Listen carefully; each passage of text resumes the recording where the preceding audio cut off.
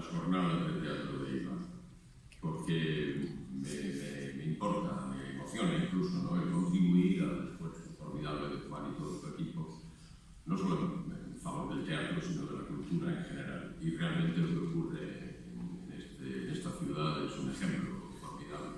Y lo he podido comprobar no solo participando en los actos inaugurales, sino trabajando como actor en ellos. Tengo la suerte de que somos, que no es la de privilegiados, ¿no?, pero privilegiados, no absolutos, ¿no?, de que yo llevo ya más de 60 años y mi trabajo y mi vida van de la mano. Yo no sé separar el uno de la otra, no entendería unos y la otra, ¿no? Y todo esto, además, que son curiosas las coincidencias, ¿no?, porque esto ocurrió, yo soy de Chinchón, entonces un día en el cine de mi pueblo se apagaron las luces y iluminó una pantalla y ahí ocurrió algo parecido en mi ánimo a lo que debieron sentir los pastorcillos de Fátima o de Lourdes cuando se desapareció el Señor.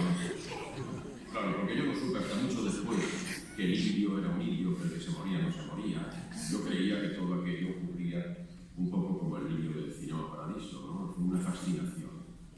Esa fascinación, debo decir, para mi suerte, que perdura todavía. Después de 60 años, la base fundamental, la médula espinal, el principio moral, ético y profesional que alimenta mi vocación como actor es lo que tiene de juego. Y fundamentalmente lo que tiene de juego, ojo, un juego del que hay que conocer reglas y respetarlas rigurosísimamente. O sea, nada más y nada menos que todo lo serio que es poder seguir disfrutando de la facultad de recuperar al crío que uno fue.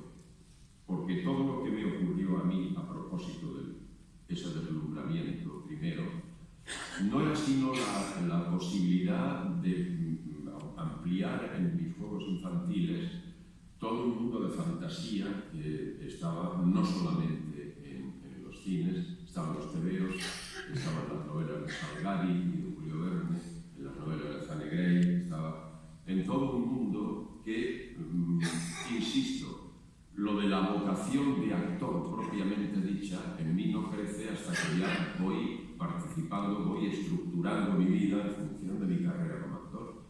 Pero en un principio yo quería ser Sandokan, yo quería ser Robin de los Bosques, yo quería ser el D'Artagnan, o yo no quería ser Otelo,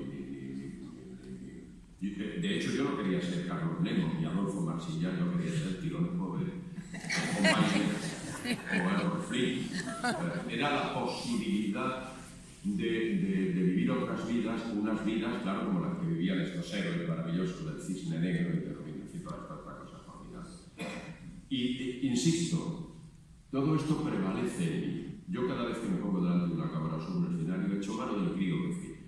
No creo con esto estar haciendo la declaración de principios a propósito de ser un retrasado mental y mismo oro la vuelta al útero que diría un psicoanalista. No.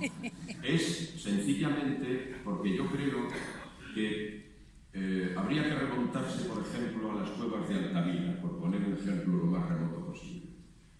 Que es lo que yo me he preguntado durante mucho tiempo, porque yo nazco en el seno de una familia campesina, con ningún antecedente, salvo que mi padre y mi madre cantaban muy bien flamenco, y yo tuve la suerte de heredarlo además.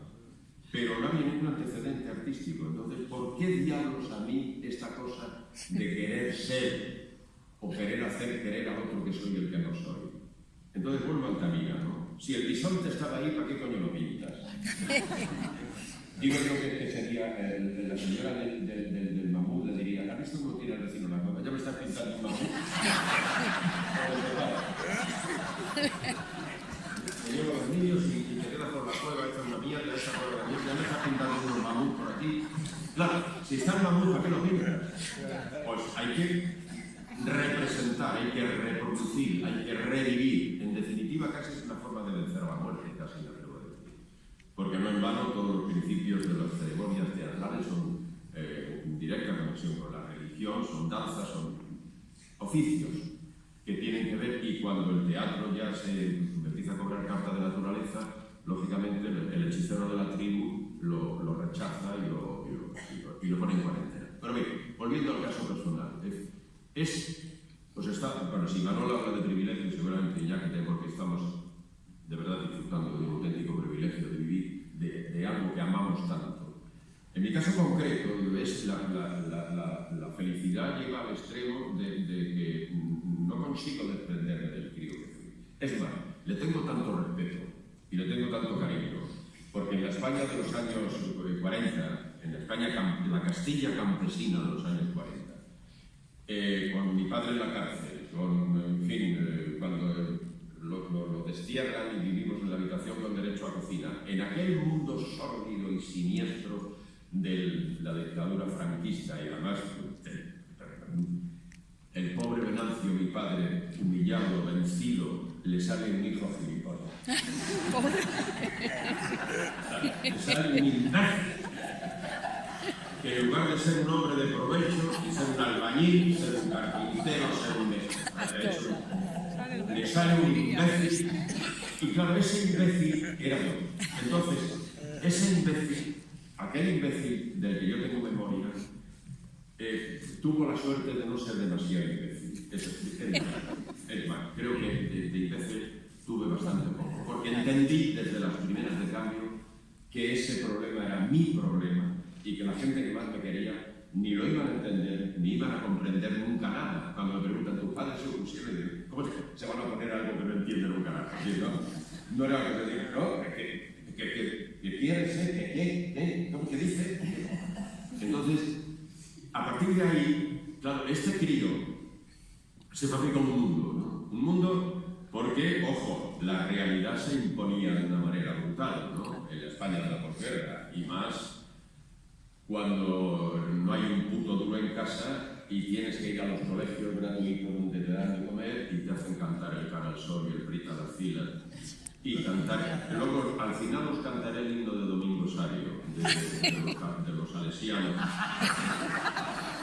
Porque he venido de Zamora en un coche con un antiguo alumno y nos lo hemos venido cantando